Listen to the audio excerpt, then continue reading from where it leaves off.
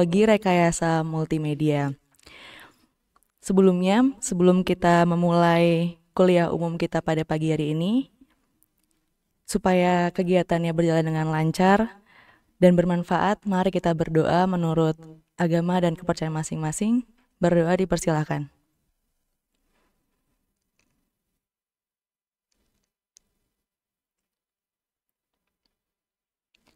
Berdoa selesai. Seluruh hadirin dimohon untuk menyimak lagu Indonesia Raya dan Mars Telkom University.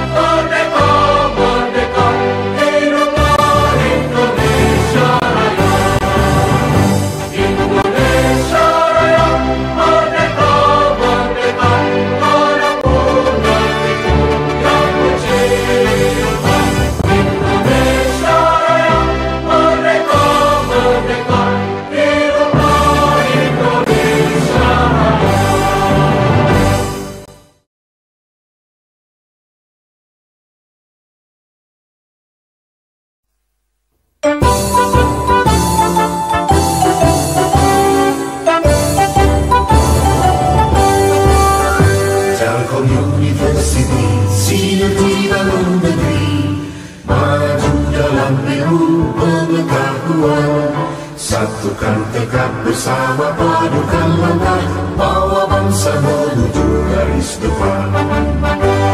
Raih cita radu asa, sing-singkan lengan, tingkatkan inovasi, unggul dan berprestasi.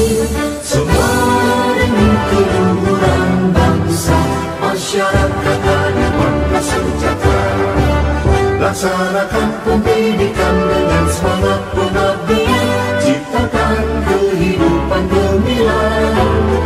Telkom University, kebanggaan Pertiwi, maju dengan karya, berperan bagi bangsa, bagi Indonesia, bagi dunia.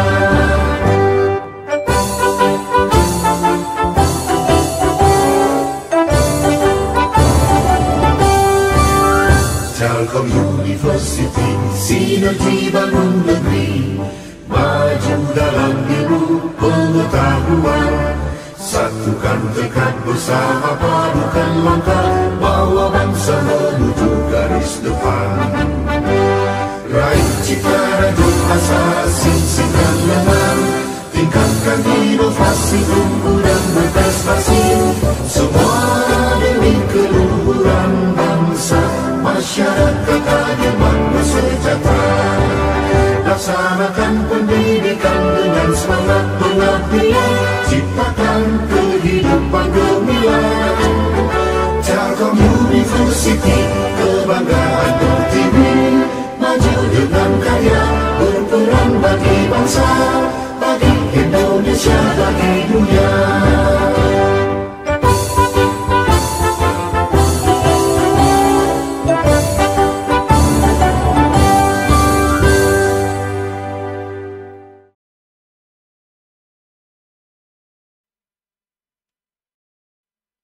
Selanjutnya, kita akan mendengarkan sambutan dari Ketua Program Studi, Bapak Adi Purna Kurniawan, dipersilahkan.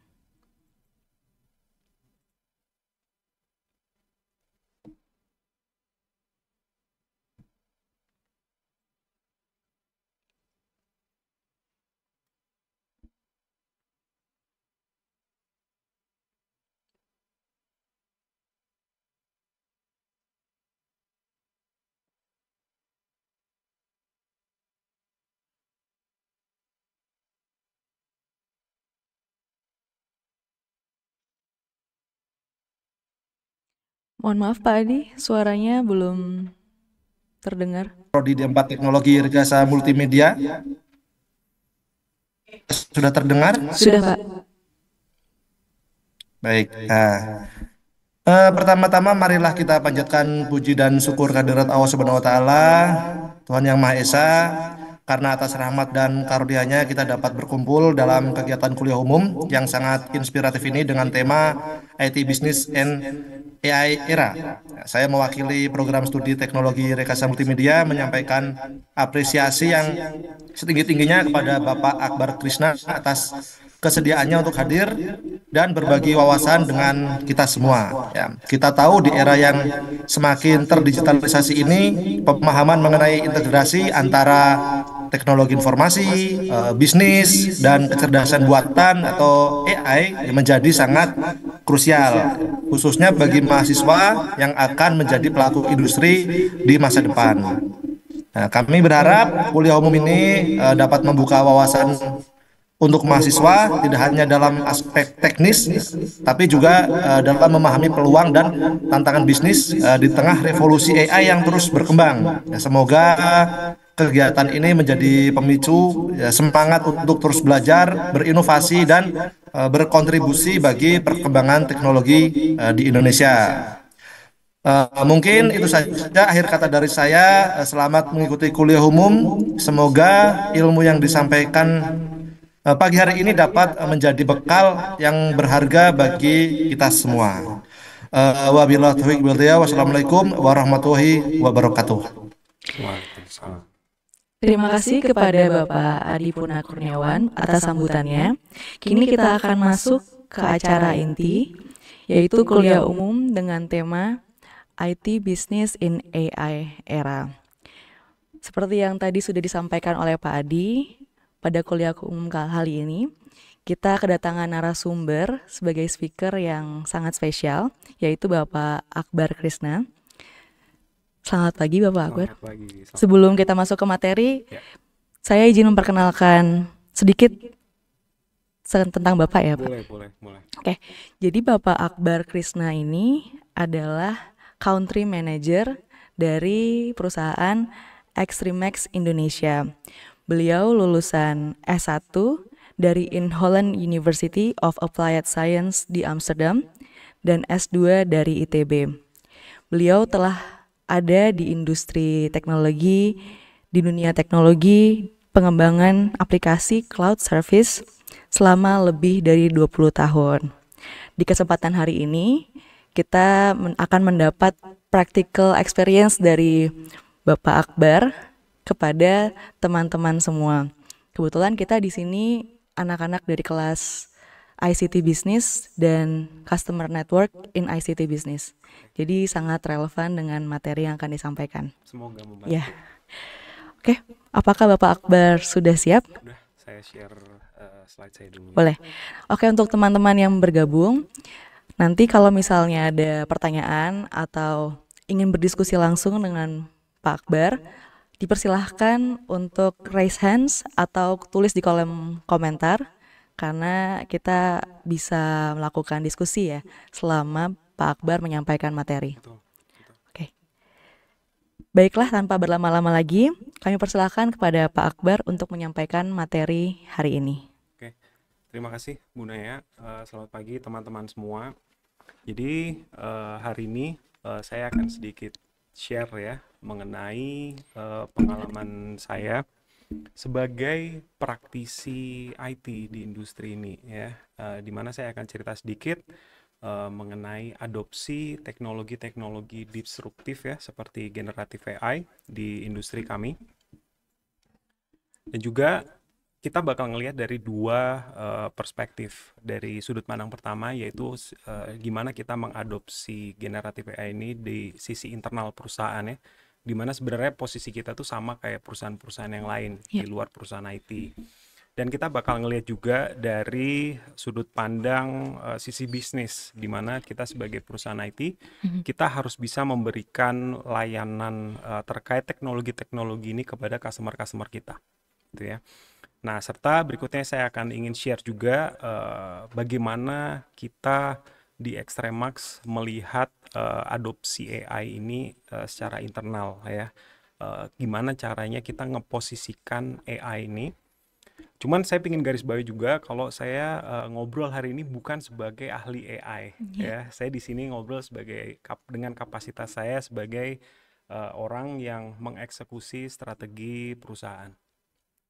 Oke, nah kalau misalkan teman-teman atau Bunda Naya ada pertanyaan, silakan aja ditanyakan ya. Jadi kita bikin presentasi pagi ini lebih seperti diskusi saja. Ya. Oke, berikutnya sedikit tentang personal saya. Nama saya Akbar Krisna, tadi sudah diperkenalkan. Saya adalah Country Manager dari Extremax Indonesia. Jadi Extremax Indonesia ini adalah perusahaan IT yang berawal dari Singapura. Sedikit tentang education saya, tadi sudah dijelaskan oleh Bu Naya juga. Saya mengambil S1 di In Holland University of Applied Science di Amsterdam, adalah Fakultas Ilmu Terapan juga sama. Saya ngambil jurusan Teknologi Informasi di tahun 2002 sampai 2006. Di sini sudah kelihatan lah umurnya ya, jadi udah rada tua ya sebenarnya. Nah, untuk S2 saya ngambil di ITB tahun 2012 sampai 2014. Nah, di sini ada jeda 6 tahun nih. Nah, 6 tahun ini saya pakai untuk memulai karir saya di industri IT. Jadi sebelum saya lulus, saya sudah mulai part-time di salah satu startup di Amsterdam, namanya Eerstekeus. Jadi Eerstekeus ini adalah perusahaan startup yang bergerak di bidang search engine optimization. Jadi waktu itu saya bekerja sebagai data mining engineer. Wow. Setelah itu lulus kuliah S1, saya masuk ke perusahaan startup lagi, namanya Noterik. Noterik ini adalah perusahaan startup yang bergerak di multimedia platform sebenarnya. Jadi fokusnya adalah media asset management, B2B juga. Saya kerja di sana sebagai lead front end engineer selama kurang lebih 5 tahunan. Setelah itu saya ngerasa kok gini-gini aja ya. Saya sudah titik di mana saya nggak bisa belajar hal baru. Akhirnya saya memutuskan untuk balik ke Indonesia dan ngambil S2 di ITB. Lulus dari ITB, saya dikasih kesempatan untuk memulai Extremax di Indonesia, ya, yang waktu itu belum ada nih perusahaan. Nah, saya cerita sedikit tentang Extremax. Nah, Extremax ini ada dari tahun 2003 dari Singapura. Pada awalnya kita bergerak di bidang website development aja. Namun seiring perkembangan teknologi, kita mulai beralih menjadi salah satu penyedia layanan cloud services seperti managed service, cloud migration, dan juga data platform. Nah, saat ini di Indonesia kita itu mulai dari tahun 2014. Jadi kita mulai dari 2014. Waktu itu kita cuma mulai dengan 5 orang aja ya. 2 diantaranya lulusan Telkom University. Wow. Ya. Nah, kita mulai dengan 5 orang. Fokus kita pada waktu itu adalah mengerjakan proyek-proyek dari Singapura.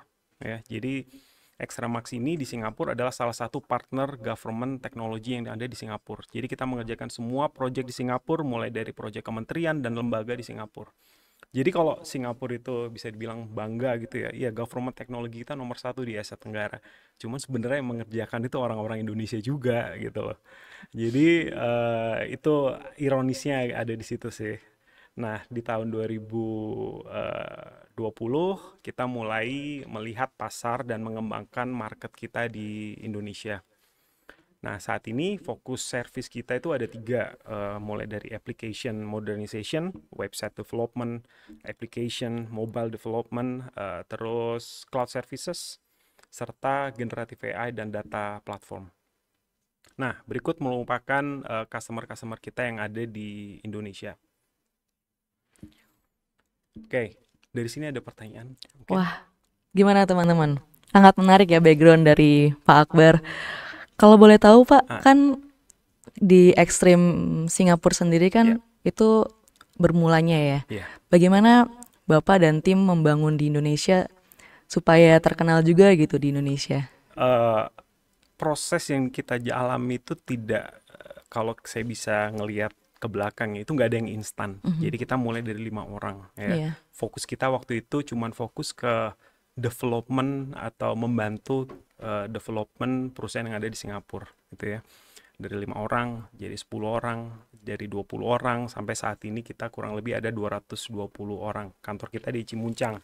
iya, Nah, karena nggak ada yang instan, pasti semua dilalui dengan blood, sweat, dan iya, tears lah. Katanya kita mulai dari fokus di development dulu, habis itu pelan-pelan kita growing di Indonesia, kita rapikan sistem developmentnya, kita rapikan sistem HR-nya, kita rapikan sistem finance-nya, sampai saat ini dimana kita merasa kita sudah lumayan mature lah in terms of operation kita. Cuman balik lagi, nggak ada yang instan, iya. semua harus dilewatin dengan keluh kesah. Betul, karena kan anak-anak zaman sekarang, mahasiswa Telkom itu kita harus melihatnya itu entrepreneurial mindset. Ya, betul, Jadi betul. semua nggak bisa yang pengennya langsung jadi gitu. Ya, Dan betul. anak-anak sekarang tuh mereka cukup ini sih Pak, eh, eager buat ada di lingkungan yang mau mencoba gitu.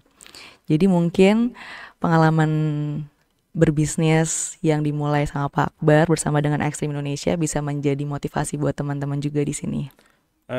Satu lagi ya, namanya kita masuk ke dalam industri ini tuh pasti nggak semuanya enak gitu ya. Pasti ada jatuh bangunnya, itu pasti ada. Kita ada titik di 2022, 2023 ya, setelah COVID itu, dimana kita beneran ngerasain impact dari COVID itu sendiri, dimana kita harus scale down waktu itu, kita harus let go beberapa orang ya. Nah itu merupakan period yang menurut saya personally itu sangat sangat berat lah. Tapi dengan resiliency dari tim kami, dengan semangat yang masih besar, kita akhirnya bisa growing lagi sampai titik saat ini. Iya, namanya juga berjuang ya Pak, kan nggak Iya, mungkin jalannya mulus-mulus. Nah itu juga teman-teman perlu catat ya, kalau kita membentuk sesuatu pasti akan ada down and betul, ups-nya. betul, betul. Oke, silakan dilanjutkan Oke. Pak, gimana AI berpengaruh di Extreme Max? Oke, jadi teman-teman mungkin udah tahu ya, perkembangan teknologi terutama di industri IT itu berjalan sangat pesat ya. Iya, Dan perusahaan-perusahaan yang gagal untuk mengadopsi teknologi-teknologi baru itu pada akhirnya pasti akan kehilangan keunggulannya. Atau mungkin bahkan beberapa di antara mereka sampai tutup gitu ya. mm, Nah, kemarin ini kita udah sempat melihat lah dengan transformasi cloud computing ya, di mana pada awalnya banyak perusahaan itu yang masih berpikir dua kali. Bagaimana dengan data ownership-nya, bagaimana dengan keamanannya, bagaimana dengan dari sisi cost-nya dan lain-lainnya.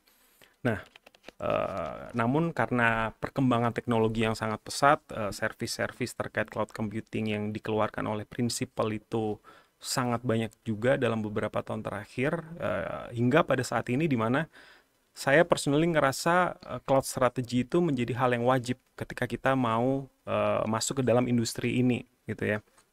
Nah, siklus yang sama itu sebenarnya sedang kita alami dengan generatif AI ya. Kita ngelihat siklus yang sama ini gitu.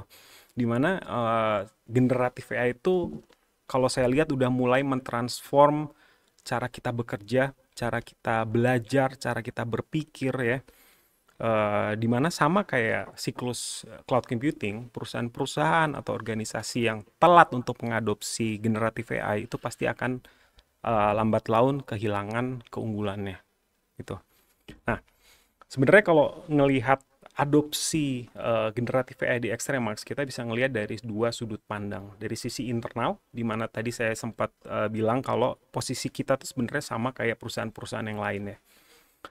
Dan dua dari sisi bisnis, di mana kita sebagai perusahaan IT harus dapat memberikan layanan terkait teknologi ini. Cuman dari sisi bisnis akan kita bahas di bab selanjutnya. Nah, sekarang kita bahas dulu yang internal. Nah, sebenarnya adopsi Gen AI atau Artificial Intelligence di Extremax itu kita diuntungkan dengan kultur yang udah dibentuk dari lama, gitu ya. Jadi di Extremax itu kita dulu selalu percaya bahwa untuk mencapai hasil maksimal, kita perlu empower tim dengan 3 hal. Yang pertama adalah kita perlu berikan mereka limited resources, baik dari sisi manpower maupun dari sisi budget.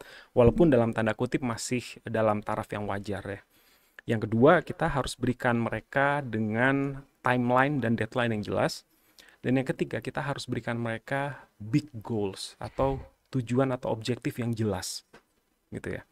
Nah, 3 hal ini menurut saya krusial sekali. Kenapa? Karena dengan limited resource, itu akan mendorong masing-masing tim untuk selalu berpikir apa yang bisa saya lakukan, apa yang hal baru yang bisa saya implement agar objektif saya tercapai.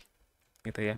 Dan naturally, akhirnya penggunaan AI itu datangnya dari tim sendiri, bukan dari saya, atau bukan dari manajemen. Datangnya itu dari bottom up. Gitu loh, bukan dari top bottom. Karena kita udah nge-set goal yang jelas, limited resource, akhirnya mereka mengeksplor generative AI supaya bisa memudahkan pekerjaannya dan achieve deadline. Gitu. Kalau semuanya dilakukan dari top bottom, ada teknologi baru, manajemen harus ngasih direction dan lain-lain, perusahaan pasti akan berjalan dengan sangat lambat dan tidak agile. Tidak bisa keep up dengan teknologi-teknologi baru. Karena semuanya dari atas sampai bawah. Tapi kalau kita nge-set kultur dengan baik ya, hal-hal ini tuh akan berjalan secara otomatis. Nah, berikutnya saya akan kasih contoh aja ya, gimana penerapan generatif AI di dalam internal perusahaan kami itu datangnya dari bottom up. Yang pertama itu ada dari ranah security briefing. Jadi sebagai perusahaan IT yang bekerja untuk proyek-proyek government Singapura dan Indonesia, kita tuh perlu punya ada satu sertifikasi namanya ISO 27001. Itu mengatur tentang keamanan informasi di dalam perusahaan. Salah satu requirement-nya adalah perlunya ada security briefing, security quiz, dan security checklist tiap 3 bulan. Dan bisa dibayangkan dengan 220 karyawan, effortnya itu akan sangat besar sekali. Makanya tim security akhirnya mengeksplor gimana caranya biar ini bisa di-automate ya. Tapi otomasinya pun nggak bisa dilakukan sembarangan, karena kalau otomasinya sekedar memindahkan dari paper ke digital dalam bentuk digital, tetap aja effortnya akan besar. Nah, akhirnya timnya came up dengan sebuah mobile application yang bisa diinstal oleh masing-masing karyawan. Mobile application itu berbasis generative AI, pakai platformnya AWS Bedrock, dan lain-lain. Jadi security team itu cuma perlu nge-upload policy-policy terkait ISO, dan sistemnya akan otomatis membuat checklist, membuat security quiz yang dipublish di mobile application tiap hari, dan juga security briefing secara reguler tiap 3 bulan. Nah, akhirnya itu aplikasi setelah dirilis berjalan sangat lancar. Akhirnya kita sampai mutusin ini sebenarnya kalau dipakai buat belajar hal yang lain bisa loh, artinya. Akhirnya kita nge-publish tuh, kita namain DiveByte. Ini bisa diinstal, kita ada di Play Store dan App Store juga ya. Ini bisa dipakai untuk belajar semua hal. Jadi yang Semua tadinya hal. untuk internal Internal. akhirnya berguna juga buat Ya, walaupun ini non komersial ya, kita Iya, cuma betul. pakai sebagai hobi aja, karena ini beneran saya pakai untuk belajar. Let's say saya lagi tertarik tentang astronomi gitu ya. Saya belajar aja, I want to learn about astronomy, dan dia akan kasih kita bite size information tiap hari gitu. Nah, itu satu contoh aja ya, gimana generative AI bisa menjawab keperluan dan mengoptimalkan proses bisnis yang ada di Extremax. Yang nomor 2 adalah code generation ya. Nah, 2024 lalu ketika GitHub Copilot ini baru keluar ya, kita banyak development team yang udah mulai untuk explore. Waktu itu masih pakai free version. Iya. Ternyata hasilnya pada waktu itu masih kurang bagus lah. Itu kurang konteks dari project yang dikerjakan, atau hasilnya tidak maksimal. Nah, karena ada perkembangan model LLM yang baru ini, kita akhirnya tahun ini tuh nyoba lagi, dan hasilnya itu sangat-sangat luar biasa lah ya. Dari perhitungan tim development kita, sekitar 40% kita bisa menghasilkan faster development-nya untuk website ya. Itu lumayan sangat-sangat Efisiensi lah ya. impactful lah ya. Setelah itu mereka gunakan untuk nge-generate kode-kode, nge-build unit testing, setelah itu juga nge-support deployment juga. Iya. Nah, ini contoh kedua nih, gimana kita implement generative AI dalam Xtremax. Berikutnya adalah tender analysis. Jadi dari dulu itu banyak, karena kita semakin berkembang ya, pasti jumlah tender yang kita ikutin di Indonesia lumayan besar, lumayan banyak juga ya. Nah, pada waktu itu setiap tender itu ada yang namanya tender requirement, di mana tim bisnis analis dari tim sales itu menganalisa itu butuh waktu berjam-jam untuk satu dokumen. Nah, ketika setiap hari ada 5 tender itu, mereka pasti backlognya banyak banget gitu ya. Iya. Akhirnya kita lambat untuk Analisis. responsnya gitu ya. Makanya kemarin kita ngobrol tuh dengan tim sales, coba kalian explore ChatGPT atau Copilot ya, kita berikan mereka license ya. Dan yang awalnya butuh berjam-jam itu sekarang bisa dikerjakan dengan hanya waktu menit ya. Nah, ini menurut saya efisiensi yang luar biasa nih, ngerti nggak? Jadi itu 3 contohnya gimana kita mengimplementasi generative AI di sisi internal perusahaan. Wah, keren banget teman-teman. Berarti Pak, semenjak menggunakan analisis untuk tender dengan generative AI, semakin banyak tender yang bisa dianalisis dalam sehari ya? Betul, betul. Semakin banyak, dan juga untuk kita bikin proposalnya itu ya, itu Iya. akan dilakukan dengan Lebih cepat waktu yang lagi. lebih cepat juga. Akhirnya banyak opportunity yang bisa dimasukkan seperti itu ya? Betul, betul. Awalnya itu timnya minta tambahan resource gitu. Iya. Saya butuh headcount Pak untuk ini. Ketika kita implement, saya balik lagi, gimana? Kalian masih butuh? Sudah nggak perlu Pak sekarang. Gitu. Jadi Wah, itu sangat sangat membantu. membantu sekali. Oke teman-teman, ini bisa sangat diadopsi ya buat teman-teman nanti yang berencana buat membangun sebuah bisnis. Jadilah manajer atau direksi yang tidak apa bilangnya Pak, mungkin tidak Embrace changes. iya, yang mampu mengembrace perubahan. Kemudian juga tidak menurut diri sendiri lagi, tapi berusaha melempar ke bawahan atau ke tim-timnya supaya bisa come up with idea Betul, sama betul. ide-ide baru yang mungkin sebagai manajer belum sempat terpikirkan saking sibuknya ya Pak ya. Bahkan karena saya posisi saya itu, saya tidak lebih pintar dibandingkan dengan orang-orang yang bekerja dengan saya Iya. gitu ya. Jadi pasti secara collectively ide-ide mereka pasti banyak yang bagus juga. Setuju Pak. Mungkin dari teman-teman ada yang mau bertanya atau berdiskusi dengan Pak Akbar, dipersilahkan.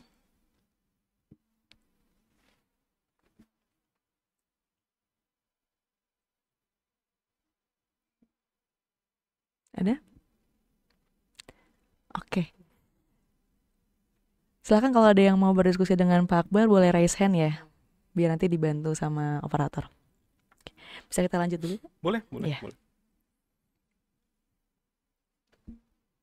Oke, berikutnya tadi kita udah sempat ngobrol bagaimana implementasi atau adopsi generative AI di internal kita ya. Iya. Tapi sekarang saya ingin juga share tentang bagaimana kita sebagai praktisi atau perusahaan IT ya mengadopsi Gen AI untuk service dan layanan terhadap customer kita.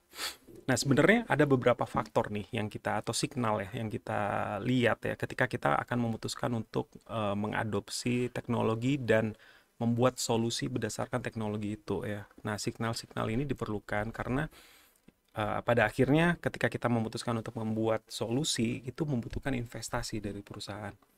Dan kita perlu pilah-pilah mana teknologi yang menurut kami sesuai dengan arah bisnis yang mau kita ambil.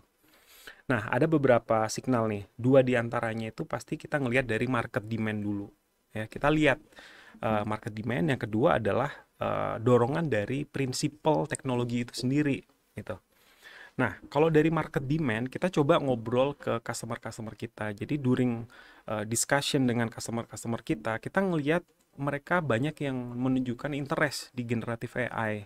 Tapi beberapa dari mereka masih belum tahu tuh mulainya itu dari mana, gitu ya. Nah, sama halnya ketika kita ngobrol dengan para prinsipal ya dari teknologi-teknologi ini. Dalam hal ini kita ngobrol dengan AWS karena AWS adalah partner Extremax di cloud services. Ketika kita ngobrol dari mereka, kita ngelihat adanya dorongan dan prioritization dari mereka untuk nge-push service-service generative AI gitu ya. Nah, dari dua hal ini kita ngerasa oke, maybe it's time waktu untuk kita untuk fokus ke teknologi ini dan mencoba untuk bikin solusi gitu ya. Nah, berikut merupakan kurang lebih garis besar saja proses-proses yang kita jalanin lah dari awal signal itu datang sampai solusi itu jadi. Jadi yang pertama pasti sama seperti teman-temannya, ketika ada teknologi baru yang kita lakukan adalah belajar. Udah itu nggak bisa Dipotong. nggak bisa Kurangi. dikurangin lah. Kita harus belajar dulu ya. Makanya ketika ada generative AI ini, saya minta tim pre-sales dan tim delivery, para tim lead untuk segera belajar. Kita fasilitasi dengan sertifikasi dan lain-lain.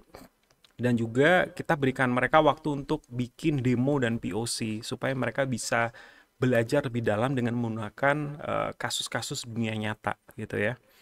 Nah, setelah itu kita lakukan market analysis, di mana kita kayak yang saya bilang tadi, kita ngobrol sama customer, kita ngobrol sama principal, dan juga kita coba engage firma riset. Salah satu yang kita sering pakai itu adalah Gartner Research ya. Jadi kita coba ngobrol sama Gartner untuk tahu insight apa terkait generative AI atau tren semacam apa terkait generative AI yang ada di market dalam tahun ini dan tahun ke depan. Nah, setelah kita dapat insight itu, baru kita coba bikin solusi yang sesuai dengan kebutuhan market ya. Termasuk dengan pembuatan material-material untuk kebutuhan sales lah ya, mulai dari demo, brosur, video, white paper, dan lain-lain. Nah, salah satu solusi yang kita buat untuk generative AI itu adalah GXP atau Generative AI Exploration Program. Jadi dari hasil analisis kita ngelihat customer ini sebenarnya mereka udah paham nih, udah tahu nih generative AI ini apa, udah sering dengar ya. Cuma mereka belum tahu nih mulainya dari mana ya, ngerti nggak? Atau use case semacam apa yang bisa saya terapin di bisnis proses saya supaya kinerja perusahaan bisa meningkat gitu. Nah, karena mereka masih banyak tanda tanya, otomatis mereka juga nggak mau berinvestasi terlalu besar juga gitu loh.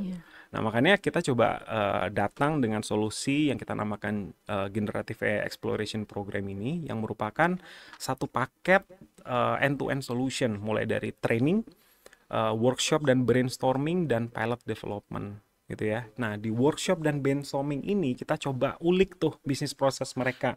Kita akan ada 2 hari workshop dengan tim mereka, bisnis proses mereka, untuk mengidentifikasi mana bisnis proses yang paling sesuai untuk diterapkan generative AI gitu ya. Nah, setelah itu teridentifikasi, kita masuk ke fase pilot development, di mana kita bikinkan semacam POC dengan menggunakan use case yang udah dipilih tadi. Nah, of course, ketika kita bikin pilot development, kita akan develop sukses kriterianya, KPI. Jadi kalau misalkan setelah kita trial ternyata KPI tercapai, maka akan dilanjutkan ke full development. Disitulah investasi yang besar akan dilakukan. Wah, menarik sekali ya cara Extremax untuk bisa menerapkan generative AI ini. Tadi kan Pak Akbar banyak cerita soal cara-cara di dalam internal timnya. Menurut Pak Akbar, sebagai kan generative AI ini kan adalah tools yang powerful ya Pak. Apa kira-kira skills yang dibutuhkan oleh students, mahasiswa, supaya nanti mereka ketika masuk ke dalam workplace, mereka itu nggak kaget gitu dengan AI-driven workplace-nya. Iya. Saya sebenarnya ada ya di bagian terakhir, cuman kita loncat aja ya. Jadi ini adalah sedikit pengamatan saya ya, dengan pengalaman saya beberapa tahun terakhir mengadopsi generative AI ya. Menurut saya, untuk teman-teman yang akan masuk ke lingkungan profesional atau industri ini adalah beberapa saran mungkin ya, apa yang perlu disiapkan. Yang pertama adalah tingkatkan AI literasi kalian ya. Jadi kalian harus bisa belajar tentang bagaimana cara kerja AI, dan bagaimana, yang paling penting adalah bagaimana untuk mengaplikasikannya secara kreatif. Nah, itu penting sekali. Yang kedua adalah asah kemampuan analytical kritis kalian, ya. Dimana AI emang ngasih jawaban buat kita, cuman kan Betul. kita harus bertanya pertanyaan yang tepat, ya. Nah, dorong kemampuan analisis kalian untuk menganalisa hasil dari jawaban AI tersebut dan challenge juga gitu loh. Jangan Ya, asal terima gitu ya, karena setuju AI Pak. bisa salah gitu. Mm-mm.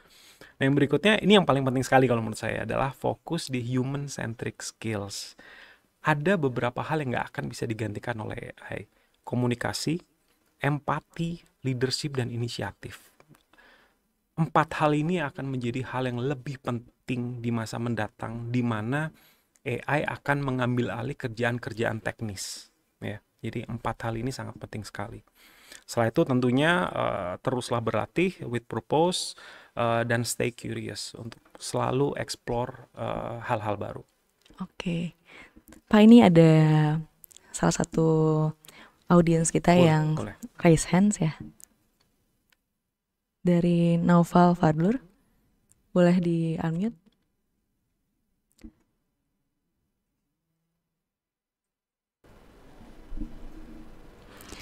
Silakan perkenalkan diri ya, Naufal, dan kelasnya. Ada suaranya nggak, Kak? Ada. Oh. Perkenalkan, nama saya Noval Fadlur Koir dari kelas 4602 Teknologi Rekayasa Multimedia. Tadi kan sempat notice ya katanya AI itu sebagai tools yang sedikit powerful, dan dengan maraknya pro ataupun kontra di masa sekarang tentang AI, eh gimana peran dan posisi manusia tuh dalam IT bisnis, entah itu di bagian bisnis development, bisnis analis atau product manager, yang mulai dibantu AI ini, apakah bakal merujuk ke digantikan, berubah, atau justru manusianya bakal lebih semakin dibutuhkan untuk ngegenerate AI-nya? Pertanyaan menarik ya. Langsung Iya, saja, pertanyaan Pak menarik. Akbar, Nah, ini silakan. sama-sama. Sebenarnya saya udah siapin sedikit lah di slide ini ya, untuk menjawab pertanyaan dari Mas Noval tadi ya. Jadi ini menurut pengalaman saya ya, di Extremax itu kita percaya bahwa pada akhirnya AI itu akan enhance atau meningkatkan kontribusi manusia, bukan menggantikan. Ya, itu perlu digarisbawain ya. Dalam semua hal, mulai dari business development sendiri, dari tim sales, marketing dan lain-lain, AI akan meningkatkan kontribusi ya.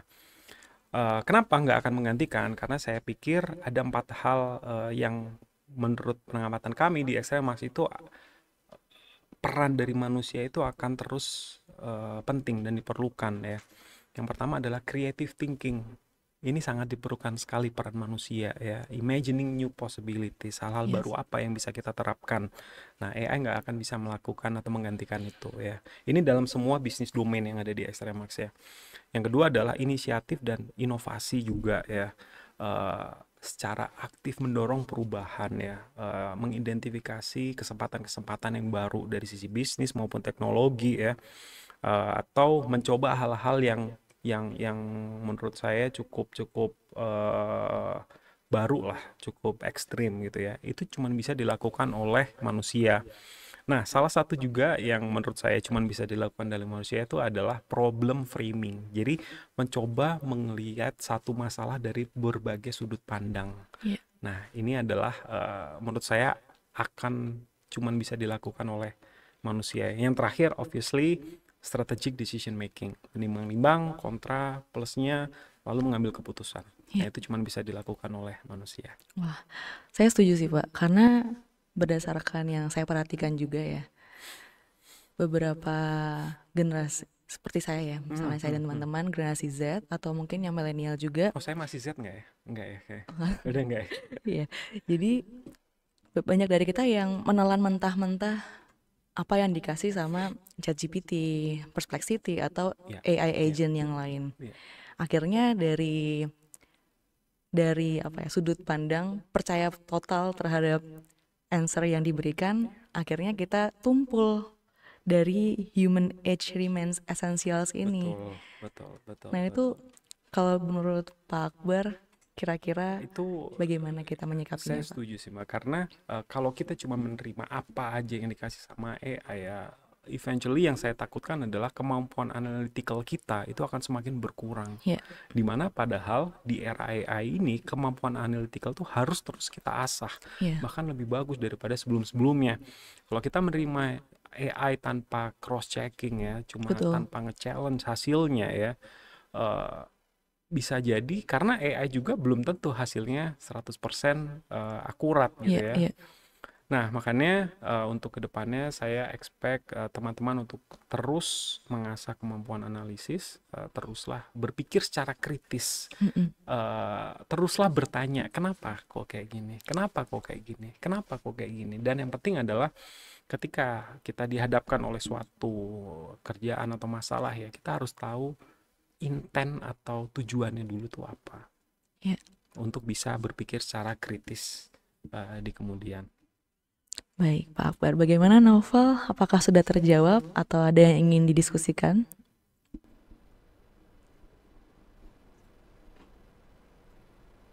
Boleh lanjut berarti ini Kak. Oke.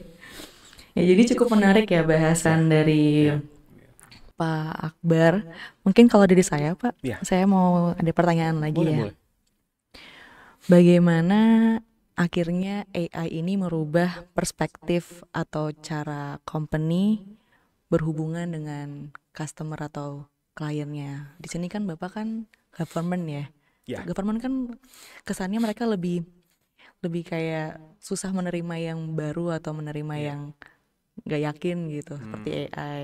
Duh, Takutnya jangan malah. salah. Jadi program GXP yang kita punya tadi ya, Mm-mm. sekarang itu lagi ongoing di Dewan Pertimbangan Presiden di Wah, Jakarta. iya, iya. Ya, bahkan Watim Press aja Hmm, mereka udah mulai ekspor tuh iya, AI gitu loh. Jadi menurut saya hanya karena ini teknologi baru bukan berarti adopsinya di pemerintahan atau di BUMN itu lambat ya. Justru ada beberapa hal, justru mereka itu yang take interest ke dalam teknologi-teknologi baru ini iya. gitu. Oh, berarti dari pihak Extremax itu memperkenalkan, kemudian mereka yang engage ya. Betul, betul. Kita Mm-mm. sempat ya perkenalkan diri, terus kita oke, kita sering secara reguler kan kita publish white Hmm, paper ya, kita publish marketing material gitu ya. Tapi untuk Dewan Pertimbangan Presiden sendiri ya, mereka justru yang engage sama kita karena mereka tertarik mm-mm. untuk penerapan Gen AI. Mungkin uh, salah satu use case-nya adalah ketika mereka rapat mungkin ya, untuk yang Iya, pengambil notulennya atau summary-nya itu bisa mm-mm. dilakukan secara otomatis karena mereka Betul. rapatnya tuh frekuensinya tuh banyak sekali gitu ya. Iya, Nah, terus action point-nya apa aja? Dan mereka pingin punya satu sistem di mana mereka bisa nge-summarize tuh hasil meeting dengan bahasa Indonesia lumayan banyak banget gitu loh. hmm. Nah, itu setelah kita analisis ternyata memang membutuhkan solusi yang custom. Kalau emang solusinya ada ready made kita pasti pakai. Cuman kalau nggak ada baru kita bikinkan solusi custom dengan menggunakan stack atau service dari Principal. Wah, menarik. Oke, mungkin dari teman-teman mahasiswa ada lagi yang ingin bertanya atau berdiskusi dengan Pak Akbar, boleh raise hand. Silakan tanya apa aja. Ya, silakan tanya apa aja teman-teman. Karena dari slide sebenarnya udah habis juga sih, ketika terakhir ini yang Ya, summary. mungkin ada lagi dari teman-teman TRM.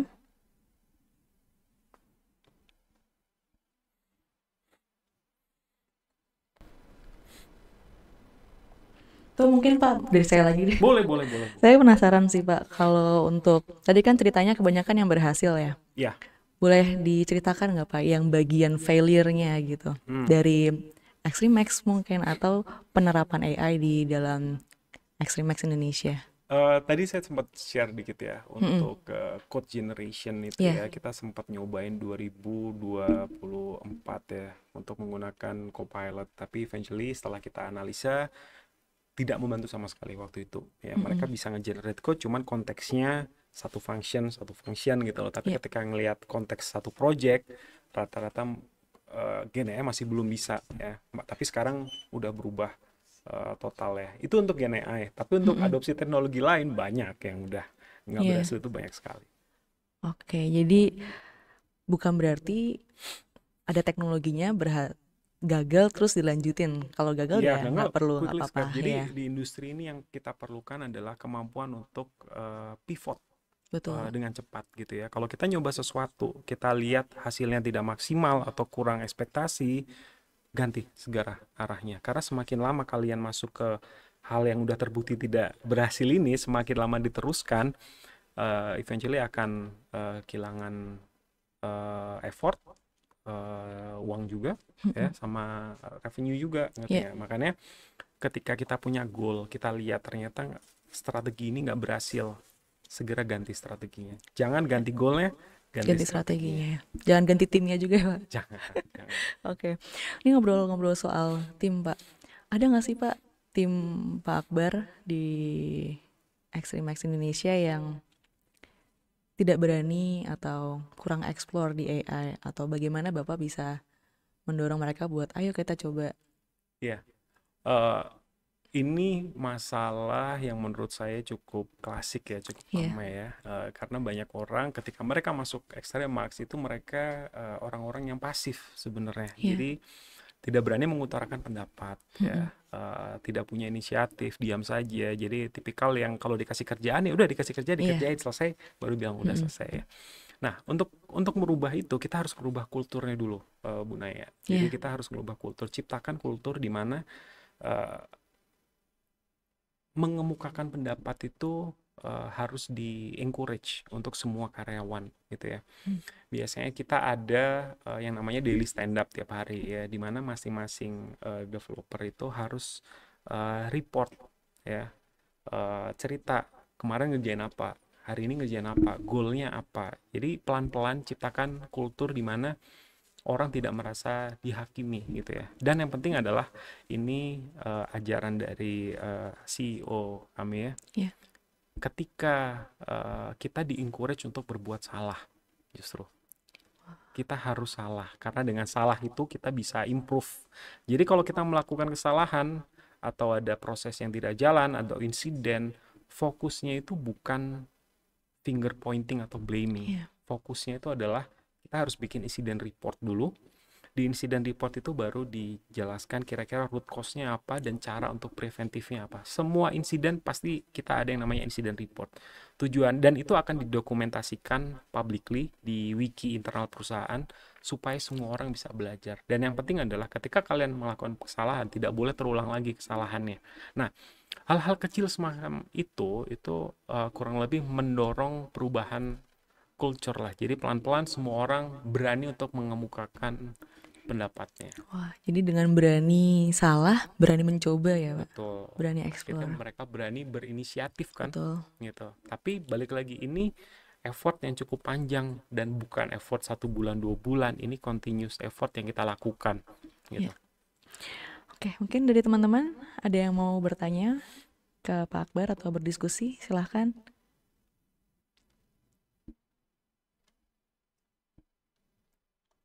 Oke, dari mau coba di Zoom boleh.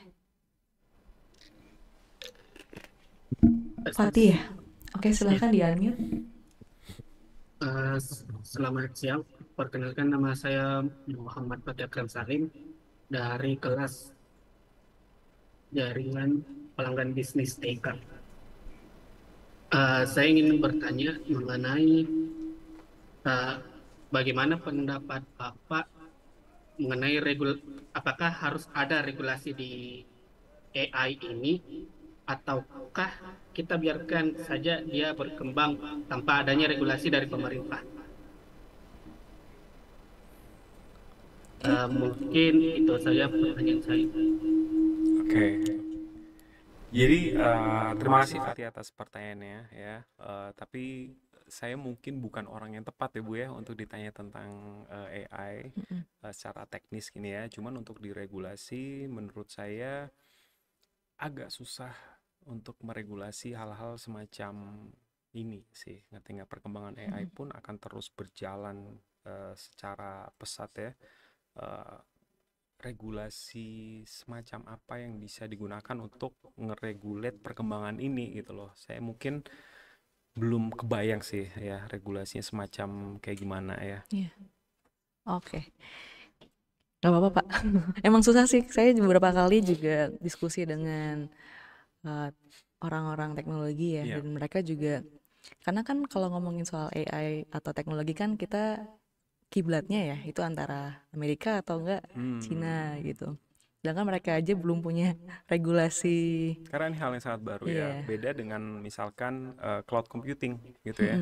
Nah, di negara-negara lain ya, ini Iya. sepengetahuan saya, ketika cloud computing itu mulai diadopsi oleh pemerintahan, mereka langsung came up dengan beberapa regulasi itu penggunaannya itu kayak gimana di Iya. era lingkungan pemerintahan, datanya harus residensinya harus di negara itu dan lain-lain lah. Nah, ini sekarang pengetahuan saya yang mulai dibikin di Indonesia gitu ya, data classification, data pemerintah semacam apa yang bisa diletakkan di public cloud, mana yang harus diletakkan di on premise, mana yang bisa hybrid gitu ya. Nah, ini sekarang lagi diterapkan. Jadi kalau kita ngelihat dari point of view situ, nggak menutup kemungkinan bahwa ke depannya bakal ada regulation ya terkait usage AI ini di lingkungan pemerintahan juga. Iya. Oke. Jadi dikaitkan kembali dengan regulasi dari teknologi pendukungnya ya Pak. Betul. Misalnya kayak yang Bapak lakukan dengan cloud computing, jadi regulasinya mengacu ke regulasi yang cloud walaupun dibantu oleh generative AI. Jadi kalau teman-teman punya bisnis, nanti dilihat lagi kira-kira teknologi pendukungnya apa. Jadi kalau mungkin dari generative AI-nya belum ada regulasi, kita bisa manfaatkan regulasi dari teknologi pendukung lain. Oke. Ada lagi mungkin dari teman-teman TRM yang mau bertanya? Silahkan Resen. Nih. Oh, ada yang bertanya lewat chat ya. Sebentar ya, mau di zoom dulu biar kebaca Pak.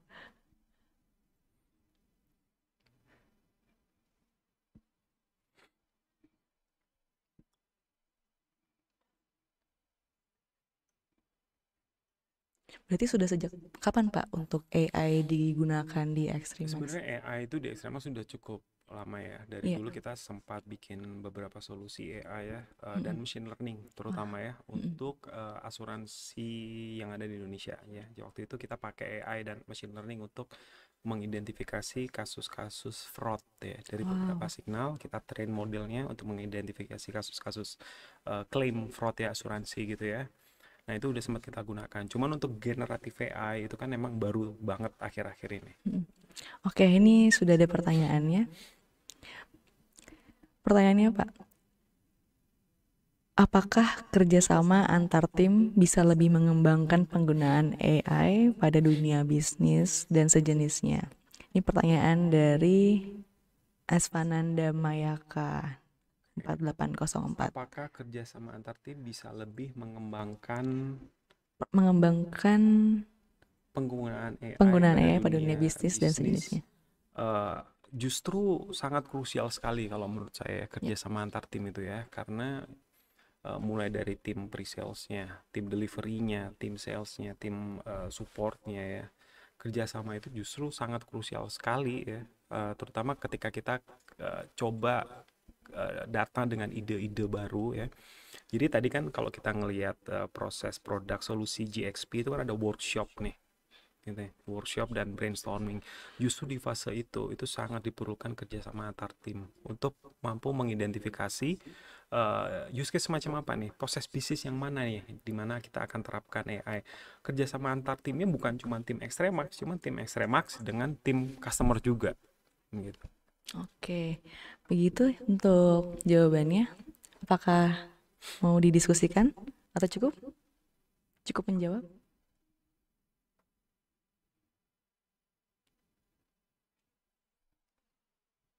Mungkin ada lagi dari teman-teman TRM yang mau bertanya kepada Pak Akbar.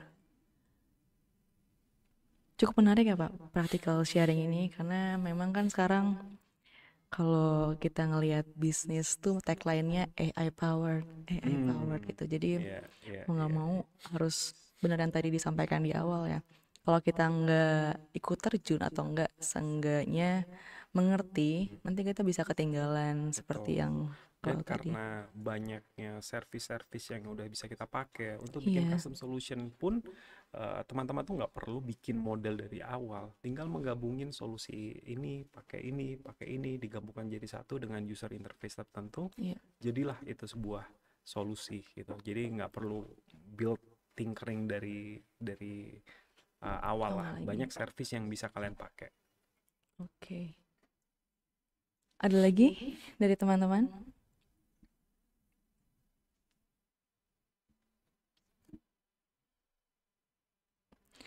Kalau untuk next step-nya nih Pak, dari Extremax sendiri, kira-kira setelah AI, melihatnya trendsnya kemana nih? Untuk tahun ini kita masih fokus di generatif AI ya, karena menurut kami kita baru scratching surface-nya aja gitu Iya, ya. Nah, ini akan kita teruskan untuk periode ke depan kita akan gabungkan dengan data platform, karena iya, sebenarnya untuk dapat hasil yang maksimal dari generatif AI kita perlu punya underlying data yang cukup bagus dulu gitu. Jadi solusi antara Gen AI dan data platform ini menurut kami salah satu solusi yang sangat cocok untuk dibawa ke pasar.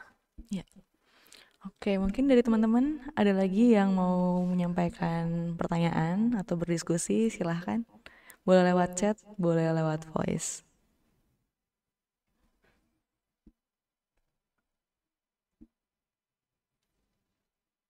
Ada?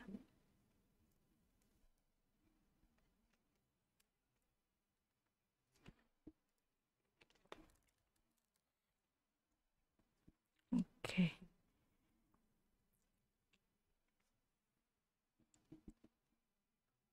Ini cukup menarik teman-teman ya. Jadi silahkan berhubung teman-teman juga beberapa sudah ada yang punya ide untuk membangun bisnis. Mungkin bisa bertanya ke Pak Akbar kira-kira mesti seperti apa nih proses bisnis supaya bisa memanfaatkan AI. Mungkin nanti saya akan sertakan juga email saya ya. Boleh Jadi ya? kalau misalkan teman-teman ada yang mau bertanya lebih lanjut, Mm-mm. mungkin belum kepikiran sekarang, Iya, tapi nanti akan bertanya lebih lanjut tentang industri, terutama iya. industri IT ini kayak gimana, service Mm-mm. based industri ini kayak gimana. Itu silakan bisa kirim email aja ke saya. Iya, tuh teman-teman sudah dipersilahkan ya. Jadi tolong dimanfaatkan dengan baik kesempatan buat ngobrol Di atau mana konsultasi langsung. dari 220 karyawan kami ya, Mm-mm. 20% itu dari Telkom. Iya. Oh, wah. Tapi nggak apa-apa Pak, kalau mahasiswa gitu bertanya Nggak juga apa-apa, ya. nggak apa-apa, nggak Walaupun apa-apa. belum terbentuk mungkin Iya, nggak bisnisnya. apa-apa. Silakan, silakan. Oke. Baik, teman-teman ada yang mau bertanya lagi? Atau mau konsul mungkin tentang bisnisnya atau rencana bisnisnya? Ada?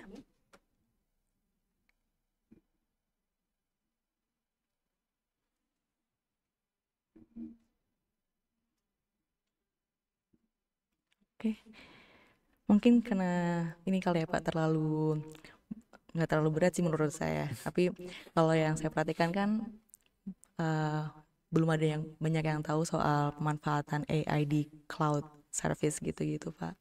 Jadi mungkin eh, cukup baru ini ilmu yang di-share oleh Pak Akbar ke teman-teman. Jadi teman-teman ini di-save bener-bener ya ilmu dari Pak Akbar. Siapa tahu nanti mau melanjutkan Extreme Max Indonesia yang berikutnya. Bisa kerja sama sama Pak Akbar juga.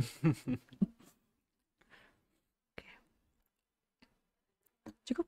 Tidak ada pertanyaan? Oke.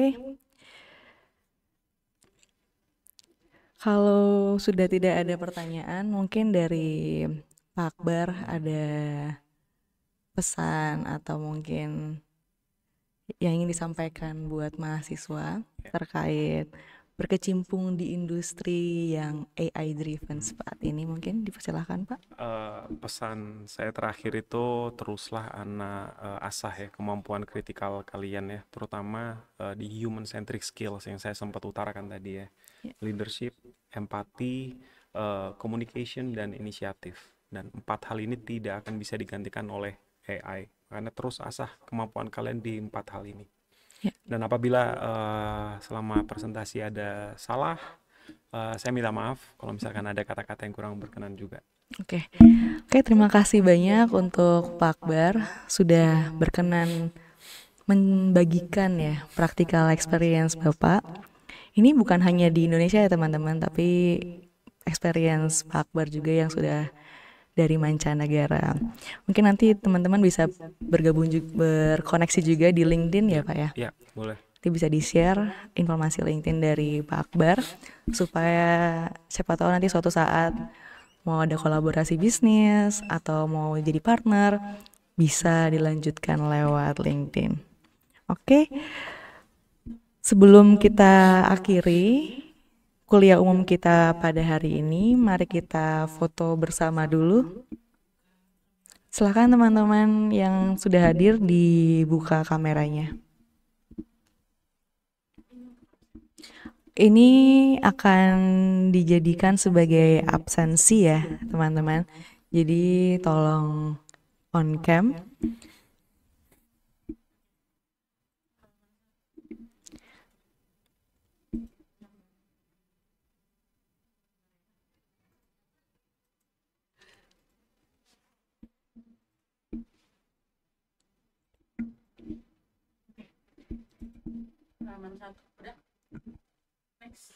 Halaman 1 sudah? 1, 2, 3. Halaman 2. 1. Sudah? Halaman 2. 1, 2, 3. Halaman 3. 1, 2, 3. Halaman 4. 1, 2, 3. Oke, cukup?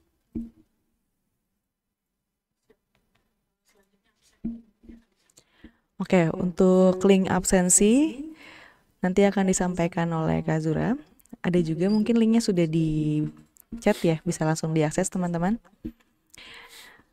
Kalau begitu saya akhiri di sini karena tadi kita bukan doa, mari kita akhiri dengan doa. Menurut agama dan kepercayaan masing-masing, berdoa dipersilahkan.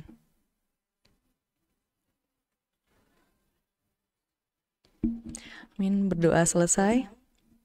Terima kasih banyak Pak Akbar. Terima kasih teman-teman semua yang sudah bergabung. Selamat siang dan sampai jumpa di kuliah umum berikutnya. Terima kasih.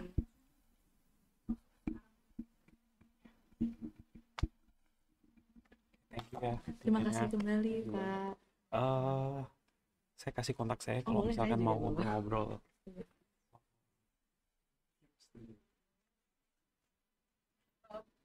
Boleh minta foto dulu Pak? Boleh.